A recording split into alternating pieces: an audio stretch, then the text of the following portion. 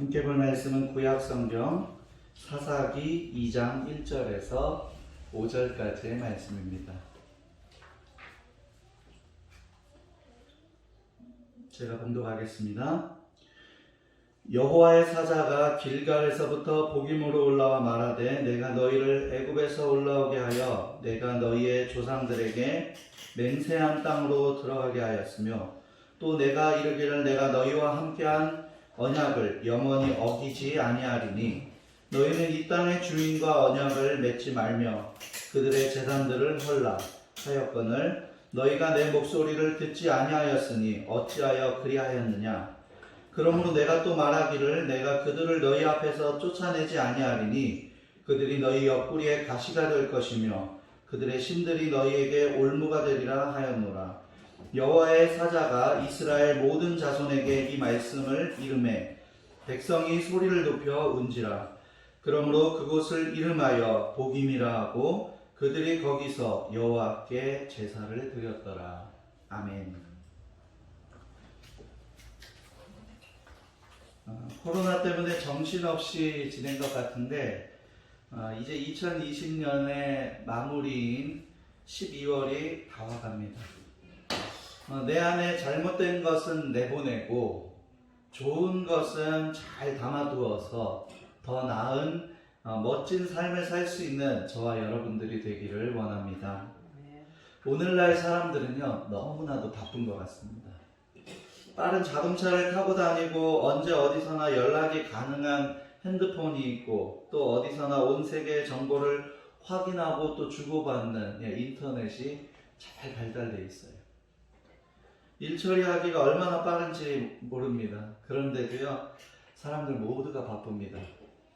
지금 KTX를 타고 서울에서 대전까지 45분, 대구까지 1시간 30분, 부산까지 가면 2시간 조금 넘게면요 서울에서 부산 도착해요. 근데요 이제 개발되는 기차 중에 하나가요 서울에서 부산까지 20분이면 도착을 할 거라고 합니다. 알려니까 비행기도 시속 1000km라고 하더라고요. 굉장히 빠르죠. 뭐가 그렇게 급해서 그렇게 빠른 것들을 이 작은 땅에서 계속 만드는지 모르겠어요. 그 KTX가 생기고 나서는요 무궁화 새마을이요 확 줄어들었어요. 그거 중심으로 빠르게 움직이느라 사람들 모두가 너무 바빠요. 또 얼마나 바쁜지 모릅니다. 사업장을 돌아보는 일, 직장을 돌아보는 일, 친구를 돌아보는 일, 그 밖의 일들로 인해서 정말 바쁩니다. 빠르게 살면서 참 신기한 것은요 빠르게 살면서도요 남의 허물은 잘 보이는데 정작 나 자신은 돌아보지 못할 때가 많이 있습니다. 열심히 일을 하면서 좋은 인간관계를 맺는 것도 중요하지만 예수님께서 권면하시기를 먼저 자기 자신을 살피라고 하였습니다. 마태복음 7장 3절 말씀에 어찌하여 형제의 눈 속에 있는 티는 보고 내 눈 속에 있는 들보는 깨닫지 못하느냐라고 했어요. 자기 눈에 있는 들보는 보지 못하면서 남의 눈에 티를 뽑으려 한다면 이는 어리석은 일입니다. 이 시간은 하나님 말씀에 거울 앞에서 내 자신을 돌아볼 수 있는 귀한 시간이 되기를 원합니다. 본문 사사기 2장 3절 길갈에서 온 하나님의 사자가 이스라엘 백성에게 말하기를 기록되어 있어요. 내가 또 말하기를 내가 그들을 너희 앞에서 쫓아내지 아니하리니 그들이 너희 옆구리에 가시가 될 것이며 그들의 신들이 너희에게 올무가 되리라 하였노라라고 했습니다. 성경에는 여러 가지 가시에 대한 이야기들이 나와요. 근데 오늘 본문의 말씀은요 하나님께서 약속의 땅에 들어가고 나서 쫓아낼 것들, 쫓아낼 민족들을 쫓아내라고 했는데 쫓아내지 않았을 때 생기는 그 가시의 이야기들을 나누게 될 겁니다. 그리고 성경에서 나오는 가시에 대해서 그 가시가 주는 여러 가지 유익한 점도 있지만 좋지 않은 점도 있고 힘든 점도 있고 이 가시에 대해서 오늘은 말씀을 나누어 봄으로써 우리가 하나님 앞에 정말 유익한 삶을 살 수 있기를 주의 이름으로 간절히 소망합니다. 먼저 성경에서 말하는 가시 중에는요 삶에 유익한 가시가 있습니다. 찌르는 가시를 좋아하는 사람은 아무도 없을 것입니다. 그런데 이 가시가 내 삶에 있어서 유익을 주는 경우가 있습니다. 이 가시는 하나님께서 허락하신 가시이기 때문입니다. 그 예를 바울 사도에게서 찾을 수 있습니다. 고린도후서 12장 7절에서 9절 말씀에 이런 말씀이 있습니다. 여러 계시를 받은 것이 지극히 크므로 너무 자만하지 않게 하시려고 내 육체의 가시 곧 사단의 사자를 주셨으니 이는 나를 쳐서 너무 자만하지 않게 하려 하심이니라. 이것이 내게서 떠나기 위하여 내가 3번 주께 간구하였더니 내게 이르시기를 내 은혜가 내게 족하도다. 이는 내 능력이 약한 데서 온전하여짐이라 하신지라. 이러므로 도리어 크게 기뻐함으로 나의 여러 약한 것들에 대하여 자랑하리니 이는 그리스도의 능력으로 내게 머물게 하려 함이라. 성경을 13권이나 기록한 위대한 바울 사도에게는요, 육체의 가시가 있었어요. 질병이 있었습니다. 바울 사도가 일평생 겪었던 질병이 무엇일까 연구한 사람들은 심각한 안질이었을 것이다. 혹은 또 어떤 사람은 간질병이 있었던 것 같다 라고 이야기들을 하죠. 바울 사도가 기도할 때에요, 많은 사람들이 고침을 받았어요. 근데요, 정작 자신의 그 질병에 대해서 고치지 못했어요. 근데 바울이 성경의 기록을 통해서 뭐라고 합니까?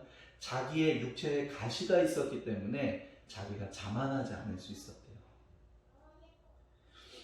이 육체의 가시는 바울 사도를 겸손하도록 하기 위한 가시였음을 성경은 기록하고 있습니다. 여러 계시를 받은 것이 지극히 크므로 너무 자만하지 않게 하시려고 내 육체의 가시. 또 마지막에는 내 은혜가 내게 족하도다. 이는 내 능력이 약한 데서 온전하여짐.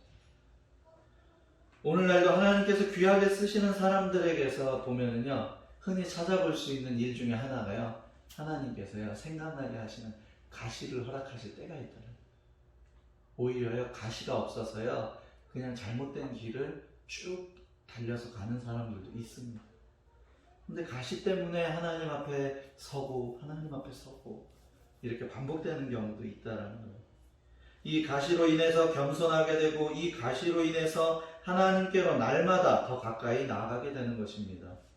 하나님께서 우리를 사랑하셔서 하나님 곁에서 멀어지지 않도록 하기 위한 가시, 울타리가 곧 바울 사도의 몸에 주신 가시였던 것입니다.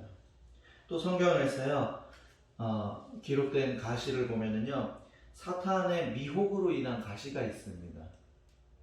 이 가시는 나를 넘어뜨리기 위해서 곡식의 잡초처럼 내 영혼의 성장과 성숙을 가로막는 가시예요. 마태복음 13장 22절 말씀에 보면요, 가시떨기에 뿌리웠다는 것은, 이게 씨가 뿌려졌는데 가시떨기 나무가 이렇게 딱 가로막는 거죠. 그게 뭐예요? 자라나지 못하게 막아버리는 거예요. 세상의 염려와 재물의 유혹에 말씀이 막혀 결실치 못하는 자라고 기록되어 있습니다. 이 가시떨기는 하나님께서 성도의 마음밭에 심어놓으신 복음의 씨앗이, 믿음의 씨앗이 결실하지 못하도록 방해하는 세력이 있는데, 그것은 세상의 염려와 재물의 유혹이라는 거죠. 이러한 이야기가 있습니다. 어느 날 사탄이 10개의 병을 가지고 와서 한 청년에게 찾아와서 제안을 합니다. 여기 9개의 병에는 꿀물이 있고 1개의 병에는 독약이 들어있는데, 꿀물이 들어있는 병을 찾아서 마시면 내가 엄청난 액수의 돈을 주겠다라고 제안을 합니다. 이 청년이 돈이 아무리 좋다고 해도요, 단 1개의 병에 독약이 있는데 생명과 바꿀 수 없다고 해서요, 처음에는 거절을 해요. 그런데 계속 유혹하는 사탄의 말에 이 청년은 10병 중에 딱 한 병이 독약인데 확률적으로 꿀물을 마실 확률이 크잖아요. 그래서요, 한번 마셔보겠다라고 결정을 하게 됩니다. 그리고 떨리는 손으로 한 병을 골라요. 독약이 나왔을까요? 꿀물이 나왔을까요? 예, 꿀물이 나왔습니다. 처음부터 독약이 나오면 거의 런닝맨의 이광수 같은 존재가 되는 거죠. 근데요, 그 10개의 병 중에서요 꿀물을 고른 거예요. 얼마나 좋아요. 큰 돈을 받아들이고 그 돈으로요 얼마나 자기가 하고 싶은 거 다 해가면서 살았는지 몰라요. 그 돈을 다 쓸 때쯤 사탄이 다시 또 찾아와서 이번에는 9개의 병 중에서 꿀물 하나를 마시면 돈을 2배로 주겠다고 제안을 합니다. 8병은 꿀물이고 하나는 독약이에요. 근데 또 한 병 독약을 고를 수도 있잖아요. 그러니까 또 고민이 되는 거예요. 또 고민이 되는데 어떤 선택을 했을까요? 예, 또. 네, 저 한번 마셔보겠습니다 하는 거예요. 2배를 주겠다고 해요. 그러니까 그거 유혹을 이기지 못하고요. 계속 그렇게 하는 거예요. 반복해서 돈을 쓰고 꿀물을 마시고 반복해서 돈을 쓰고 꿀물을 마시고 이게 반복이 되는 거예요. 그러다가 마지막 2병이 나왔습니다. 꿀물과 독약. 여러분 같으면 거기서 어떤 선택을 하시겠어요? 확률 50%예요. 안 해요. 네, 안 하겠죠. 근데 이 사람이요 이미 거기에 재물을 많이 사용을 하고 누려봤으니까요. 그래 어차피 믿져야 본전. 이분이 그걸 빠뜨린 이미 이제 나도 이제 나이가 많이 들었고 그래 어차피 사람이 한 번 죽는 거 이제 마지막이다 생각을 하고 한번 선택을 해보죠. 꿀물과 독약 딱 50% 확률에서 선택을 하기로 하는 거예요. 손이 얼마나 떨렸겠어요. 마지막으로 한 병을 택하여 식은땀을 흘려가면서 꿀꺽 삼켰습니다. 어떻게 됐을까요? 독약. 이번에도 꿀물이었어요. 운이 좋은 거라고 생각했겠죠. 그러면서 나는 이겼다고 끝까지 나는 살아남아야 말았다고 이제 빨리 나에게 돈을 달라고 이야기했어요. 그러면서 승리에 도취되어서 10병 중에 9병을 꿀물을 마셨으니까요 정말 승리한 사람이죠. 승리에 도취되어서 어쩔 줄을 몰랐어요. 그런데 사탄이요 그 청년이 노인이 됐다 그랬잖아요. 노인 앞에 나와가지고 남은 한 병을요 자신이 마시는 걸 보여주면서 이렇게 말합니다. 처음부터 독약이 든 병은 없었네.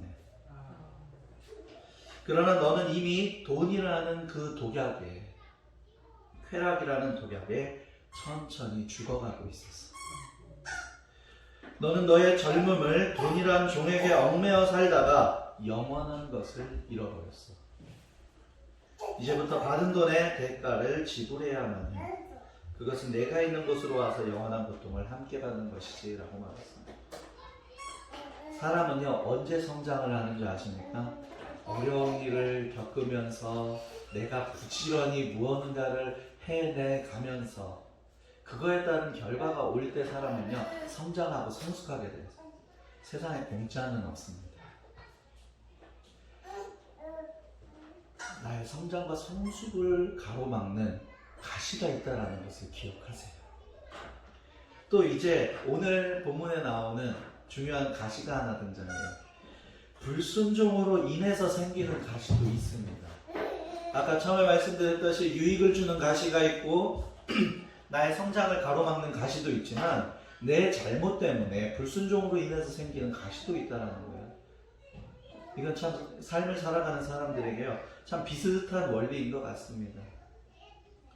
사사기 2장 1절에서 5절까지의 말씀을 읽었는데 1장의 말씀 하반절에 보면 어떤 내용들이 나오냐면요 약속의 땅을 딱 차지하고 나서 거기에 있는 민족들을 내쫓아라. 그렇지 않으면은 너희들이 그들이 섬기는 신들로 하여금 너희의 삶이 무너질 수도 있다. 하나님께서 그렇게 명령을 하셨어요. 근데 이 사람들 중엔 내쫓은 지파도 있었지만 내쫓지 않은 지파들도 있었어요. 1장 27절에서 36절까지의 말씀을 보면 쫓아내지 못하고 이 말씀이 무려 7번씩이나 반복되고 기록되어 있습니다.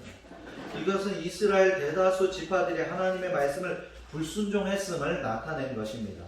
요셉의 자손들은요 베델을 공격하고 그 베델 성을요 완전히 진멸했어요. 잘했습니다.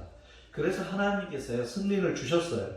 그러나 나머지 지파들이 므낫세 지파, 에브라임 지파, 스불론 지파, 아셀 지파, 납달리 지파, 하나님께서 진멸하라고 하신 백성을 진멸하지 않고 헐라고 하신 우상 숭배의 단들을 그냥 두었습니다. 그냥 그들과 함께 거주했어요. 심지어 단 지파는 아모리 족속에게 빌려 산지에 들어가서 나오지 못하고 떨기까지 했어요. 점령이 아니라 오히려 도리어 점령을 당했습니다. 자기들이 결심하고 하나님이여 저들을 정복하게 도와주세요. 정복해 주세요 라고 했다면 하나님께서 얼마든지 능력을 주시고 힘을 주셨을 것입니다. 힘이 필요하면 힘을 주시고 아이디어가 필요하면 아이디어를 주시고 사람이 필요하면 사람을 주시고 우박이 필요하면 우박을 내려서라도 적을 진멸하게 하셨을 것입니다. 그런데 하나님께서 쫓아내고 진멸하라고 말씀하셨는데도 순종하지 않고 헐어버리라고 하셨는데도 헐지 않고 같이 살지도 말고 언약하지 말라고 하셨는데도 그들과 함께 살며 그들과 언약 약속을 한 거예요. 사사기 2장 1절에서 3절 말씀에 보면 2장 1절에서 3절 말씀에 보면 길갈에서 온 하나님의 사자가 그 백성들에게 말합니다. 너희가 어찌하여 너희들은 내 명을 어기고 그들과 언약하고 그들과 그들의 단을 헐지 않았냐 물어보는 거예요. 그러면은 나도 그들을 내쫓지 않겠다. 3절 말씀에 보면은 나도 그들을 내쫓지 않겠다. 그리고 그들이 너희 옆구리에 가시가 되어서 찌를 것이다. 또 그들의 우상이 너희에게 올무가 될 것이다. 불순종으로부터 온 가시예요. 하나님의 사자로부터 이 말씀을 전해들은 이스라엘 백성들이 거기서 슬피 울며 그곳의 일을 뭐라고 했습니까? 복임이라고 했습니다. 이 슬픈 사건이 오늘의 본문의 내용인 것입니다. 여기에서 우리가 깨닫게 되는 교훈은요, 우리가 철저하게 순종하지 못했던 부분, 내 안에서 내쫓아야 되는 부분, 내 안에서 반드시 내보내야 될 부분이 있는데 그것을 내 안에 계속 담아두고 있다면요, 결단하고 하나님께 도움을 구하고 내쫓을 수 있어야 된다는 것입니다. 그렇지 않다면 훗날 그것은 우리를 찌르는 옆구리의 가시가 될 것입니다. 우리는 교만과 불평과 불만과 또 내 안에 잘못된 부정적인 것들을요 내보낼 수 있어야 돼요. 그것을 계속 담고 살아서는 안 됩니다.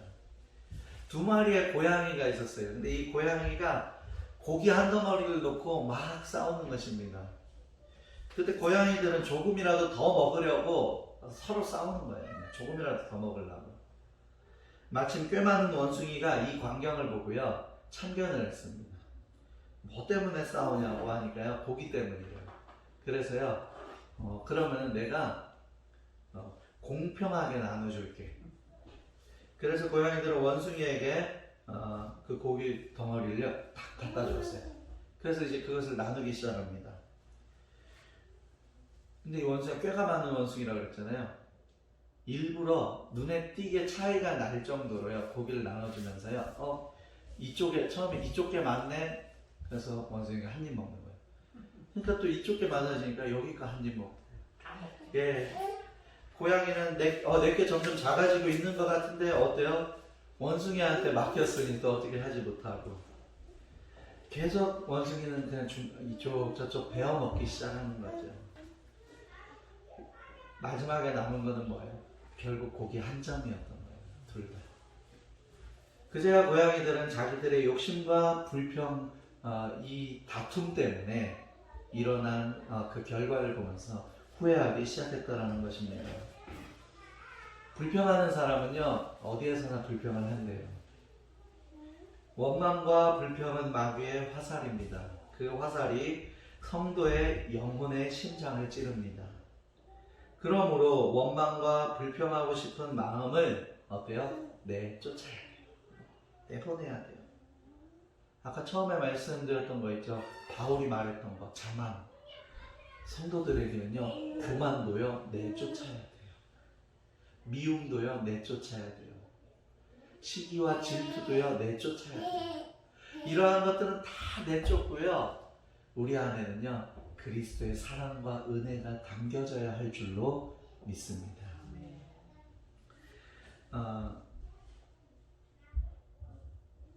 얼마 전에 이제 목사님들을 만나서 잠깐 교제하는 자리에서 이런 얘기들을 하더라고요. 어떤 성도분께서요, 요즘 코로나가 너무 늘어난다고 걱정을 하면서요, 그래도 다행인 것은요, 교회가 나오지 않아서 다행이에요, 이런 얘기를 하더라고요. 그래서요, 목사님께서 뭐라고 말씀하셨는지 아십니까? 그것도 다행이지만은요, 저는 그게 진짜 다행이라고 생각되지 않는다는 얘기를 했대요. 왜요? 교회에서는 코로나가 나오지 않지만 어쨌든 이 대한민국이라는 나라에서 코로나가 진짜가 많이 나오고 있잖아요. 우리 교회 다니는 사람, 믿는 사람은요, 우리만 피해 안 당한다고 해서 다행이다, 괜찮다라고 해서는 안 돼요. 내 주변의 사람들이 아파하고 힘들어하잖아요. 그러니까 우리 안에 있는 이기심, 우리 안에 있는 잘못된 생각, 우리 안에 있는 이러한 부정적인 것들은 나가고요. 하나님을 닮아갈 때 우리의 마음이, 우리의 그릇이, 우리의 사랑이, 우리의 생각이 더 넓어지고 커지게 될 줄로 믿습니다. 2020년 코로나 때문에 분주하고 코로나 때문에 힘들었던 것은 사실입니다. 그러나 이것을 계기로 앞으로 힘들어하는 이웃들을 더 사랑하고 그들을 위해서 우리가 더 기도할 수 있고 우리가 그들을 위해서 더 무릎 꿇을 수 있는, 더 마음을 쓰고 사랑할 수 있는, 사랑을 이 마음 안에 가득 담을 수 있는 꿈꾸는 교회와 모든 성도들이 되기를 주의 이름으로 축복합니다. 오늘 본문에서 우리는 귀한 사실을 하나 더 깨달을 수 있습니다. 하나님의 사자가 길갈에서 와서 말씀했다고 했죠. 하나님의 사자가 길갈에서 왔다는 것이 무슨 뜻입니까? 길갈은 가나안을 정복하는 전초 기지 같은 곳이에요. 정복한 다음에 다시 와서 재정비를 하는 곳이 길갈입니다. 그곳에서 하나님의 사자가 왔다는 거예요. 우리에게도 길갈이 필요합니다. 길갈이 있어야 돼요. 싸움터에 나가기 전에 전초 기지 같은 것. 그것이 하나님의 집이요 하나님을 예배하는 교회인 줄로 믿습니다. 교회에 와서 우리가 힘을 얻고 은혜를 받고 하나님의 말씀을 이 마음 안에 담아두고 재정비해야 되는 거예요. 그리고 세상에 나가서 또 사람들을 만났을 때 우리가 승리하는 삶을 살게 될 줄로 믿습니다. 이 꿈꾸는 교회가 교회이고 하나님의 몸된 우리의 성전, 하나님의 성전, 우리의 몸이 교회입니다. 월요일부터 토요일까지 세상에 나가서 다시 싸우고 다시 주일에 찾아와서 재점검하고 우리가 또 우리의 몸을 돌아볼 때 재정비하고 자꾸 나를 다듬어서 하나님을 닮아가며 하나님께서 주신 승리를 우리가 맛보아야 될 줄로 믿습니다. 이 길갈을 통해서 승리하며 살게 되시기를 바랍니다. 오늘 우리가 내 안에 있는 잘못된 것을 쫓아내는 결단을 할 수 있기를 바랍니다. 그리고 주님 앞에 영광이 되지 않는 것들을 내쫓을 수 있는 힘과 능력과 지혜를 허락받아서 잘못된 것들을 쫓아내는 승리의 역사가 임하기를 기도합니다. 아멘. 나에게 주시는 생각과 마음에 잘 순종하여 하나님께는 영광이고 우리 모두에게는 은혜의 삶, 승리의 삶을 살 수 있는 꿈꾸는 교회와 저와 여러분들이 되기를 주의 이름으로 축복합니다. 기도하겠습니다. 사랑과 은혜가 풍성하신 하나님 참 감사드립니다. 가시를 좋아하는 사람은 없습니다. 그러나 그 가시가 때로는 하나님을 더 찾도록 유익한 가시가 된다는 사실을 우리가 기억할 수 있도록 인도하여 주시옵소서. 또 가시를 보니까 때로는 우리의 성장을 방해하는 가시도 있습니다. 때로는 불순종 때문에 나를 찌르는 가시도 있습니다. 하나님의 말씀에 순종하고 또 내 안에 있는 부정적인 모든 생각과 마음과 습관들을 내쫓을 수 있는 결단과 또 그러한 삶을 살 수 있도록 우리를 온전히 인도하여 주시옵소서. 그리하여 하나님을 닮아 하나님의 선한 성품과 하나님의 선한 영향력을 담고 살아갈 수 있는 사랑의 성도들, 사랑의 그리스도인들, 사랑의 주의 자녀들이 될 수 있도록 주님 우리를 인도하여 주시옵소서. 2020년도를 마무리하면서 우리 안에 잘못된 것들은 다 내쫓아 주시고 선한 것들이 우리 안에 담겨지게 하여 주시옵소서. 항상 함께 하실 주님을 높이 찬양드리며 감사드리며 예수님의 이름으로 기도드립니다. 아멘.